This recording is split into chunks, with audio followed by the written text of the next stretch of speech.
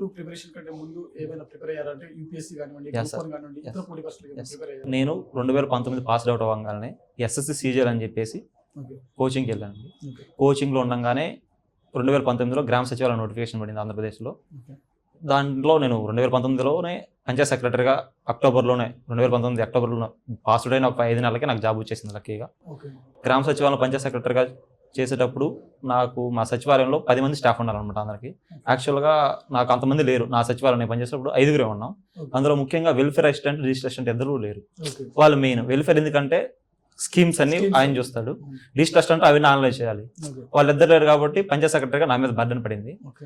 అవి 3 నేను బ్యాలెన్స్ చేసుకుండడం వల్ల జనాలతో నాకు ఎక్కువ రిలేషన్ ఏర్పడింది. ఓకే. అలా ఏర్పడడం వల్ల ప్రజలకి కావాల్సిన సమస్యలు అవన్నీ నాకు తెలిసాయి. కాబట్టి వాళ్ళకి నాకు బాగా ఇంటరాక్షన్ ఏర్పడి ఓకే. వాళ్ళకి నేను మంచి సర్వీస్ చేయగలిగానండి. మేబీ వాళ్ళ ఆశీస్సుల వల్ల ఏమో నేను ఇలాగా స్టెప్ బై స్టెప్ ఇలా గ్రోత్ అవుతున్నా.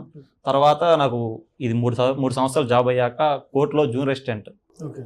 జాబ్ సెలెక్ట్ అయ్యి మా కందుకూరు సీనియర్ సివిల్ జడ్జి కోర్టులోనే జూనియర్ అసిస్టెంట్గా చేస్తూ ఇంకా చేస్తూ ఉండగా 2023లో మాకు గ్రూప్ 2 నోటిఫికేషన్ పడింది. ఓకే. ప్రిలిమ్స్కి జాబ్ చేస్తూనే ప్రిపేర్ అయ్యాను. ఓకే. అంటే ఆల్రెడీ నాకు బ్యాక్గ్రౌండ్ ఉంది కాబట్టి ప్రిలిమ్స్ క్లియర్ చేయగలను. నాకు ఇంకా ఏపీ మెయిన్స్ కొత్త అనమాట.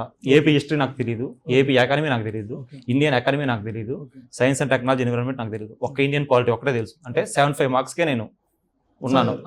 అంటే ముందు చదువున్నాను. ఓకే. ఇప్పుడు 225 మార్క్స్ కవర్ చేయాలి. నాకేమో చాలా తక్కువ టైం ఉంది. ఓకే. ఇంకా నేను ఒకటేనండి ఫిక్స్ అయిపోయా. సెలవు పెట్టేశాను, ఓకే. అశోక్ నగర్ వచ్చేసాను. ఓకే.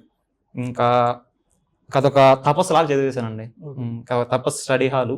ఓకే. నా లక్ ఏంటంటే అండి అమిగోస్ వాళ్ళ నాకు అమిగోస్ అనేది నా సక్సెస్లో ఒక పార్ట్ అండి. ఎందుకంటే అమిగోస్ వాళ్ళ స్నేహిత హాస్టల్స్ ఉన్నాయండి. ఆ హాస్టల్స్లో ఉండేవాడిని. ఓకే. అక్కడ నాకు హెల్తీ ఫుడ్ దొరికేది, ఓకే. హైజీనిక్ రూమ్స్ దొరికేవి. ఓకే. అక్కడి నుంచి ఇక్కడ క్లాసులకు వచ్చేవాడిని. ఓకే. క్లాసెస్ బాగా వినేవాడిని. ఓకే. క్లాసెస్ ఉన్నదని టెస్ట్ సిరీస్లో నాకు రిఫ్లెక్ట్ చేసేవాడిని. అక్కడ మంచి ర్యాంకులు వచ్చాయి. ఓకే. కానీ అదొక షెడ్యూల్లో నన్ను అలా తీసుకుపోయారండి. ఖచ్చితంగా నాకు సక్సెస్లో అమిగోస్ జర్నీ ఖచ్చితంగా ఉంది. వాళ్ళే షెడ్యూల్ పెట్టడం, అదే తీసుకుపోవడం వల్ల ఓకే. దాంట్లో వాళ్ళ ఇంపాక్ట్ నా ఉంది. నా సక్సెస్లో ఖచ్చితంగా అమిగోస్ పార్ట్ ఉంది. దానికి నేను మన రమణారెడ్డి సార్ గారికి ఖచ్చితంగా కృతజ్ఞత. ఎందుకంటే ఇంత క్వాలిటీగా ఎక్కడా నాకు దొరకదండి. ఇంత క్వాలిటీ దొరికాక మనం హెల్తీగా ఉన్నాం, బాగా చదువుకోగలుగుతాం, ఇంకా సెలక్షన్ రాకుండా ఎక్కడికి వెళ్తుందండి, ఓకే. ఖచ్చితంగా వస్తుంది. ఓకే. కాబట్టి అమిగోస్కి నేను చాలా థ్యాంక్స్ చెప్పాలనుకుంటున్నాను.